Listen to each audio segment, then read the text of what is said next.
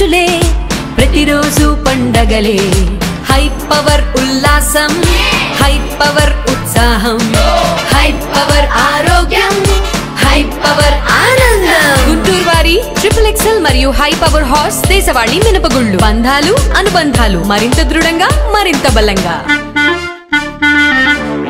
ఇనాం భూములను దేవాదాయ ధర్మాదాయ శాఖ నిషేధిత జాబితాలో చేర్చడం దారుణమని సిపిఐ జిల్లా కార్యదర్శి జంగల అజయ్ కుమార్ ఏపీ రైతు సంఘం నాయకులు స్టాలిన్ రంగారెడ్డి ఆక్షేపించారు. నిషేధిత జాబితా నుంచి ఈ భూములను తక్షణమే తొలగించాలని కోరారు. రైతాంగ సమస్యలపై ఈ నెల 18వ తేదీన గుంటూరు మల్లెలింగ భవన్ లో జిల్లా స్థాయి సదస్సు జరుగుతుందని తెలియజేశారు. ఈ సందర్భంగా వారు మీడియాతో మాట్లాడారు. కూటమి ప్రభుత్వం ఎన్నికల హామీలో భాగంగా రైతాంగానికి పెట్టుబడి సాయం అందించాలని అన్నారు. మిర్చి రైతులకి గిట్టుబాటు ధర కల్పించాలని అన్నారు. ఇనాం వ్యవస్థని దేవాదాయ ధర్మాదాయ శాఖ హస్తగతం చేసేందుకు నూతన చట్టాల పేరుతో పేద రైతులను ఇబ్బందికి గురి చేయడం దుర్మార్గమని ధ్వజమెత్తారు. సమావేశంలో శివాజీ, జగన్మోహన్ తదితరులు పాల్గొన్నారు. ఆంధ్రప్రదేశ్ రైతు సంఘం జిల్లా నాయకత్వం ఈ ప్రెస్ మీట్ని నిర్వహిస్తూ ఉంది. ఇది అత్యంత కీలకమైన రైతాంగానికి సంబంధించినటువంటి బర్నింగ్ ప్రాబ్లము ఈ రోజున ఏర్పడింది. ఎండోమెంట్ వారు ఎప్పుడో 1956 నుంచి 70, 76, 85, 2009 వరకు కూడా సాగు చేసుకుంటూ పట్టాలు పొంది ఒకళ్ళ నుంచి మరొకళ్ళు కొనుక్కొని వ్యవసాయం చేసుకుంటున్నటువంటి ఈనాం భూముల్లో ఉన్నటువంటి రైతుల్ని హఠాత్తుగా 2013లో చట్టం వచ్చిందనేటటువంటి పేరుతోటి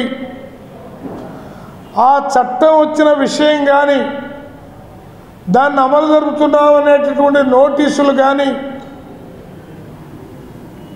రైతులకి ఇవ్వకుండా చాప కింద నీరులాగా వాళ్ళ ప్రమేయం లేకుండా వాళ్ళ పేర్లని రిజిస్టర్ నుంచి తొలగించి ఎండోమెంట్కి అధికారం ఉన్నట్టుగా దాన్ని తయారు చేసుకొని ప్రమాదాన్ని రైతులకి తీసుకొని వస్తూ ఉన్నారు. ఈ రైతులంతా 5 ఎకరాలు 10 ఎకరాలు ఉన్నటువంటి రైతులు కాదు. వ్యవసాయ కార్మికులు ఎకరంన్నర మహా ఉంటే 2 ఎకరాలు మాత్రమే ఉన్నటువంటి కడు పేద రైతులు. ఈ రైతుల్ని ఇవాళ వాళ్ళకు ఉన్నటువంటి హక్కుని హరించేటటువంటి విధానాన్ని అమలు జరుపుతూ ఉన్నారు. అందుకని రైతులు భయాందోళనలతోటి గుంటూరు జిల్లాలో రాష్ట్రంలో భీతిల్లుతూ ఉన్నారు. అసలుకే వ్యవసాయ రంగం కోనారిల్లుతూ ఉన్నది. మిర్చి పంట గిట్టుబాటు ధర లేదు.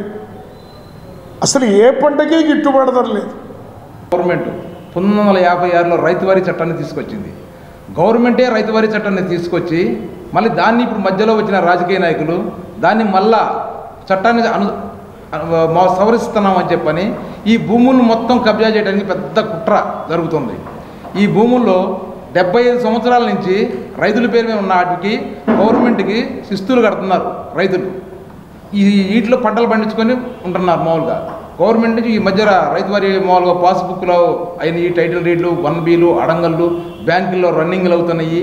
వీటిని నిర్దాక్షిణ్యంగా 2016లో 2013 జీవో వచ్చిందని 2016లో వీటిని నిషేధ జాబితాలో చేర్చేశారు. అప్పటి నుంచి రైతుల బాధలు ఎలా ఉన్నాయి అంటే కొనడానికి లేదు, అమ్మడానికి లేదు, పిల్లలు పెళ్ళిళ్ళు చేసుకోవాలంటే లేదు, ఏమి మరో విధమైన సపోర్టు ఏ విధంగానూ లేదు. 100 సంవత్సరాలు మామూలుగా వ్యవసాయం చేసిన భూముల నుంచి నిర్దాక్షిణ్యంగా ఇప్పుడు చేసి రైతులు అన్యాక్రాంతం చేస్తున్నారు. ఈ భూముల్ని గుడికి సేవలు చేయట్లేదు. ఇందులో ఎన్నో రకాల భూములు ఉన్నాయి. ఏది క్షారకులు, వడ్రంగులు, కంసలి వారు ఇలా రకరకాల కళాకారులు రకరకాల పేర్ల మీద ఎన్ని రకాల ఈనాములు ఉన్నాయో అందరికీ మాకు రైతులకు తెలియదు. ఆ జీవో గవర్నమెంట్ నుంచి ఏమి ప్రత్యేకంగా వీళ్ళకు ఇన్ని రకాల ఈనాములు ఉన్నాయి అని గవర్నమెంట్ మాకు తెలియజేసింది లేదు. సర్వీస్ ఈనాం అంటారు, ఎస్ఐ అని వచ్చింది అని అంటారు. సర్వీస్ అంటే మామూలుగా ఈనాములు అంటారు. మామూలు ఈనాం ఐడి అని ఉంటాయి, దాని ఎన్నో ఈనాం ధర్మదయ అని. ఇంకా ఎన్ని రకాల ఈనాములు ఉన్నాయో మాకైతే తెలియదు. వీటి మీద ఒక క్లారిటీ అనేది లేకుండా మొత్తాన్ని సర్వీస్ ఈనాములు అని చెప్పి 2013లో సవరించారు.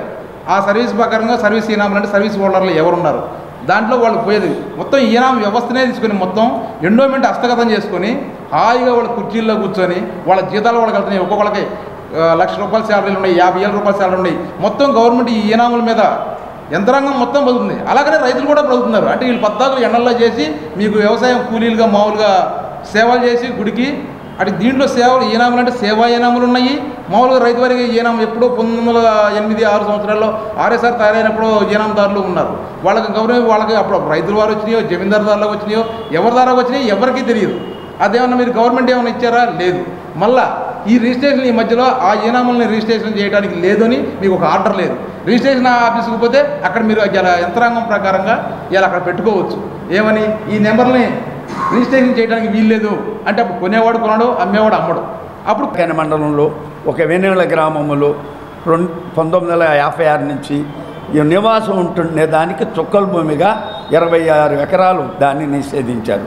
చెరువు మాన్యం, చెరువు అభివృద్ధి కోసం ఒక 90 ఎకరాలు గ్రామంలో చెరువు అయితే పట్టాలు ఇచ్చారు. ఆ చెరువు మాన్యం అమ్మకాలు జరిగింది. రియల్ ఎస్టేట్ జనసిద్ధమైన రియల్ ఎస్టేట్ వారు ఫ్లాట్లు వేశారు. ప్రభుత్వం వాళ్ళకి మరి కూడా పర్మిషన్ ఇచ్చింది, రిజిస్ట్రేషన్ అయింది. వాటిని 2005 నుంచి 5 చుక్కల భూమి అని చెప్పి రిజిస్ట్రేషన్లు ఆపారు. దాంతోపాటు గోడముడి స్వాతంత్ర సమరయోధుడు మేడూరి నాగేశ్వరరావు క్రింద ఆయనతో పాటు ఒక 5గురికి పట్టాలు ఇచ్చారు 40 ఎకరాలు. అది చుక్కల భూమిని దాన్ని నిషేధించారు.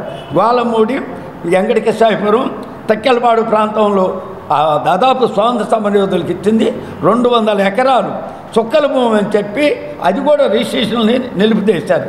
ఇట్లా జిల్లా వ్యాప్తంగా చుక్కల భూమి పేరుతోటి అనేక ప్రాంతాల్లో దేవాదాయ భూములని చెప్పి ధర్మతోపులని చెప్పి కాలువపూర్వం బాకులని చెప్పి